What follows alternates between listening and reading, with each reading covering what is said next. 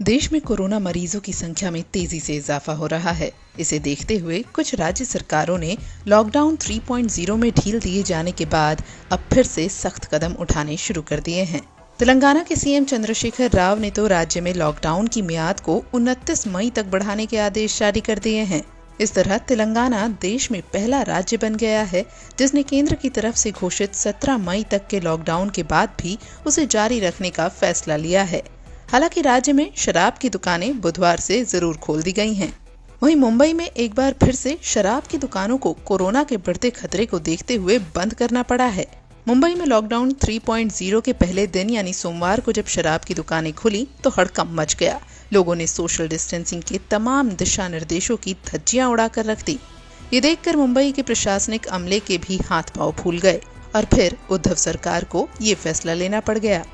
वहीं केंद्र सरकार ने पेट्रोल और डीजल पर लगने वाली एक्साइज ड्यूटी में भारी इजाफा कर दिया है। पेट्रोल पर प्रति लीटर एक्साइज ड्यूटी में 10 रुपए की और डीजल पर 13 रुपए की बढ़ोतरी की गई है।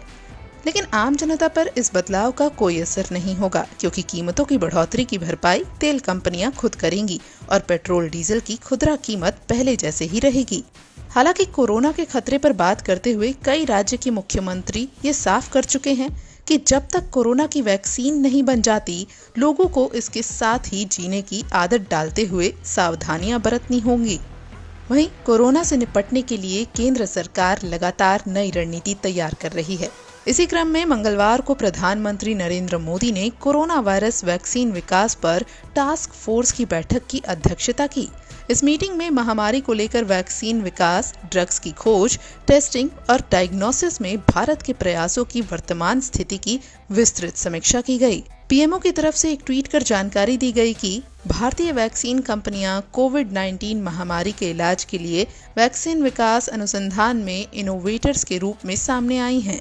इस क्षेत्र में भारतीय शिक्षाविदों और स्टार्टअप ने भी अग्रणी भूमिका निभाई है।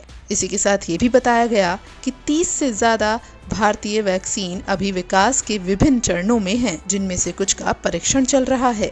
भारत के अलावा दुनिया भर के वैज्ञानिक कोरोना वायरस का टीका बनाने की खोज में लगे हैं।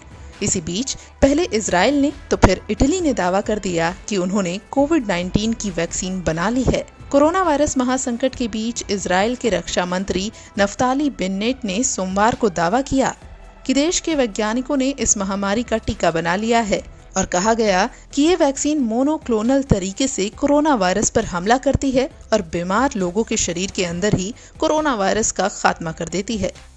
इजराइल के बाद इटली की सरकार ने दावा किया कि उसने एंटीबॉडीज को ढूंढ निकाला है जिसने मानव कोशिका में मौजूद कोरोना वायरस को खत्म कर दिया है।